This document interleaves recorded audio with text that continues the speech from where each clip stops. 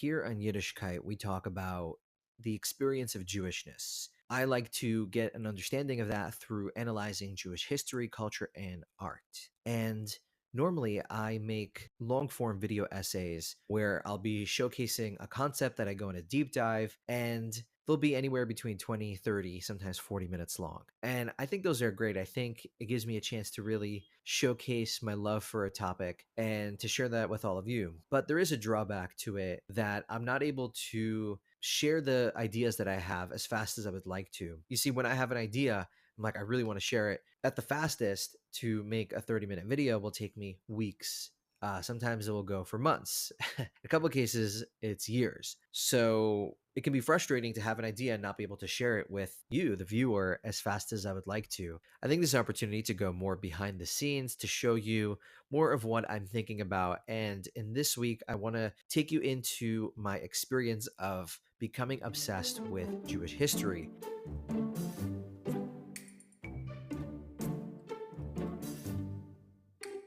Let me take you into the yeshivish world I grew up in. So the word yeshivish comes from the word yeshiva, which means Hebrew school. And it's pretty common for people to go to Beis Medrash, which is rabbinical college, for several years after high school, even if they're not going to become a rabbi, just to further their Jewish education. So there I was studying in Beis Medrash, and I pick up this book called Jews in America by Hasia S. Diner. It's a children's book as part of a series on religion in America. It was probably intended for like middle school. And I discovered that there is so much about Jewish history that I don't know. In particular, it focused a lot on this era of the Great Wave, where there were 2 million Jews that came from the Russian Empire to the United States. Most of them lived in New York and then eventually spread out all over America. And it focuses on a lot of people during that period, in particular, people like Benny Goodman and Irving Berlin. Now, if you don't know who those people are, they are one of the biggest American musicians. Benny Goodman is a jazz legend, and Irving Berlin wrote some all-time American hit songs, including many Christmas songs.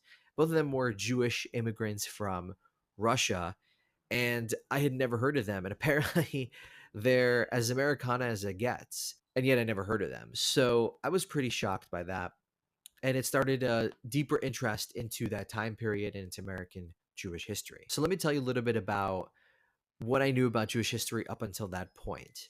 First off, there's a series of children's tapes by Shmuel Kunda called When Zaidy Was Young. As a very young child, there was no Orthodox entertainment other than books and story tapes and CDs. And one of the people that made story tapes for children was Shmuel Kunda. And he had this series where it's this grandfather talking to his grandson about what it was like to grow up on the Lower East Side. And there were these two episodes. The first one is about how there's this synagogue, this shul, that is about to be knocked down, and this little kid is having his bar mitzvah there. And looking back on it in preparation to share this with you, I realized how much it really influenced me, because there's this video on this channel called 100 Years in Borough Park. And in that video, I talk about how there was this shul in Borough Park a year ago that was knocked down. And there was this, I don't know what to call it, a debate, a conflict, where some people wanted to knock it down and some people didn't. And it really reminded me of this story by Shmuel Kunda, and my fascination with it, enough to make a video and share it with you, definitely has its roots in that story. The other episode was about how the father keeps on losing his job from various factories because he doesn't want to work on Shabbos. Pulling a little Walter from Big Lebowski, I don't roll on Shabbos. I don't roll on Shabbos. And at the end, there's this fire that breaks out in a factory, and they use the old school seltzer bottles to put out the fire. And the owner of the factory is so grateful to the father that he gives him a job where he doesn't have to work on Shabbos. And so looking back, that story definitely really inspired my love of the Lower East Side. It made me realize, like, oh my God, there's all this lore, there's all this Jewishness happening in this area, but I didn't have a full appreciation of it just yet. One other thing to mention, I have this book here called The Jewish Experience 2000 Years, a collection of significant events. And Overall, it's a pretty good book. I do enjoy it. It does serve its purpose, not so much to tell you about Jewish American history, but more to tell you about the history of rabbis from Europe. If you go through that book, you'll see that it mostly talks about some of the great rabbis, the different schools that formed and how they developed over the years, and eventually migrated to America, to Israel, and so on.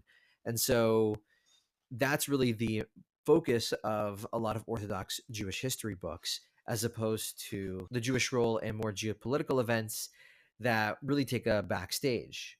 For example, in this book, they do have a moment acknowledging the American Revolution. There's a little paragraph over here, and there's also a full page picture of George Washington shaking hands with Chaim Solomon. But we're not told who Chaim Solomon was. We're not told about other Jewish people who were involved in the American Revolution.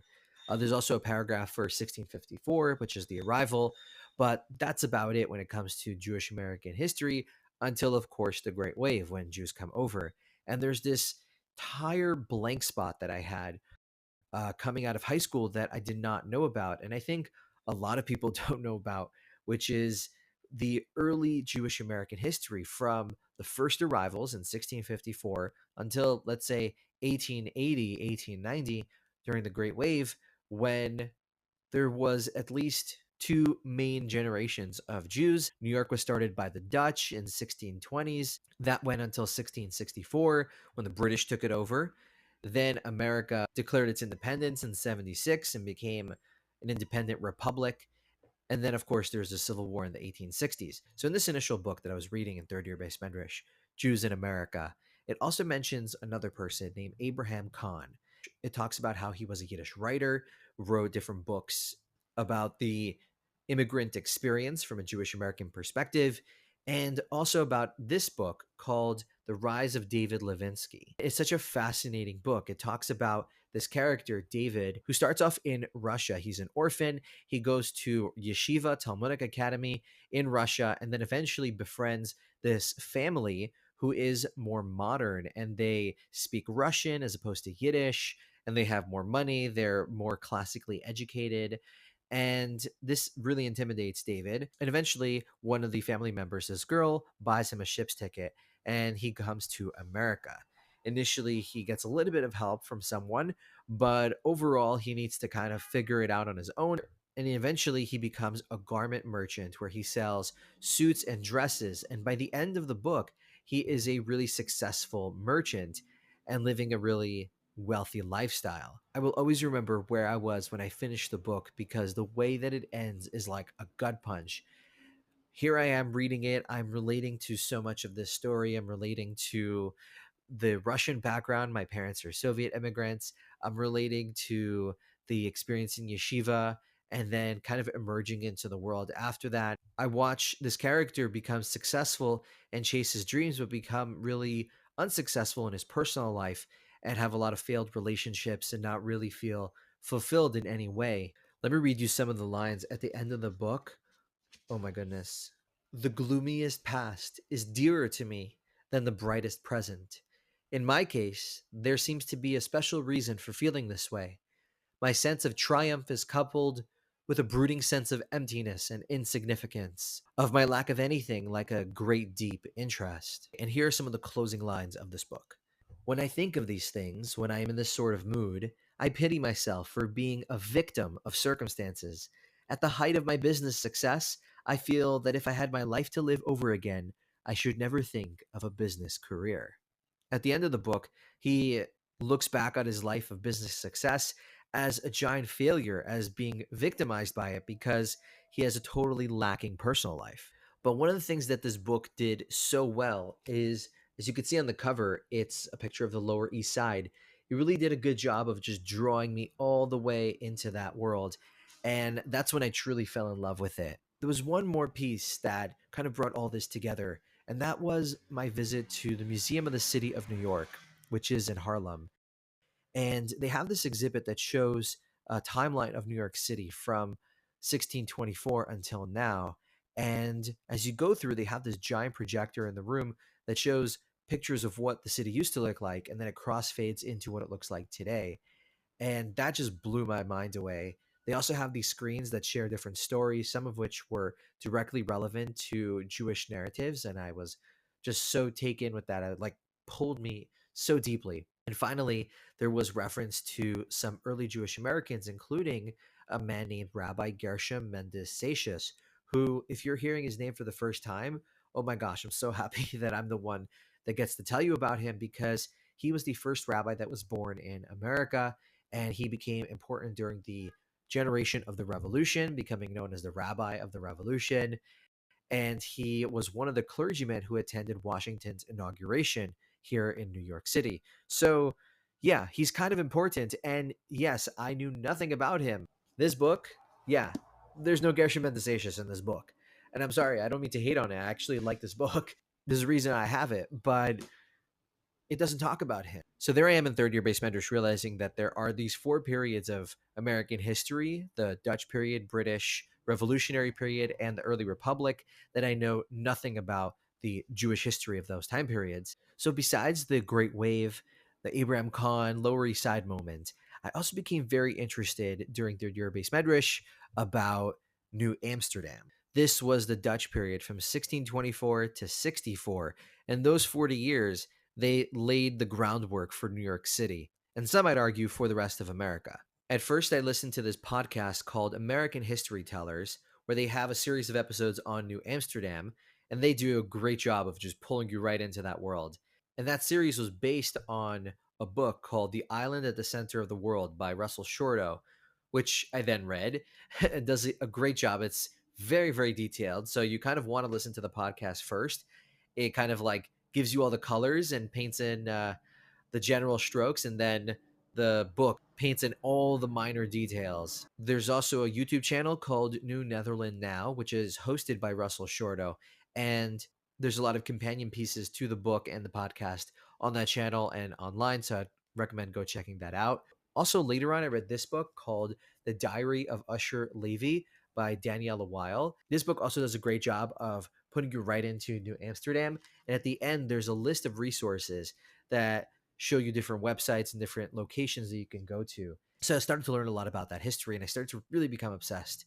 But we're not done our story just yet, because I decided to start telling these stories, and that's when this channel began. If you look at some of my earliest videos, I was just trying to experiment with what the idea for this channel should be, but in the back of my mind, I knew I wanted to tell the story of early Jewish American history. I want to talk about New Amsterdam and the story of Usher Levy and the 23 refugees, the generation of the Revolution and the early Republic, of the Civil War, and of course of the Great Wave. And then I wanted to get to more recent events like refugees after the Holocaust, and then later waves like the Soviet wave, which my parents came with. To fill in the gaps in my knowledge, I picked up another book that was called Jews in America. But this book, a little bigger also, by Arthur Hertzberg. Each chapter is a beautifully written essay or series of essays that talk about that time period. And the first few chapters are some of my favorites, because it was finally filling in those missing puzzle pieces, talking about Usher Levy, Gershom Mendesatius, and many others. And then it connects it to that period of the Great Wave. It told it in such a vivid, such a powerful way. It led me to things like The Jazz Singer, which opened the door to the movie club that we have. I began to learn how there was more than one flavor of Judaism. Growing up, I was kind of raised with this monopoly on Judaism, which was that the way we practiced was the only way that was correct, and everyone else was doing it wrong. Either they were too extreme or way too lenient. Most people were not doing it right because they were too lenient. And what I learned about was that there is this idea of pluralism, that there are many ways to express Jewishness. And of course, there's set denominations, but there's also a personal level to this as well. Some moments during third year Beis Medrash where I encountered people that were very, very Jewish, but distinctly different than the type of Jewishness I was raised in.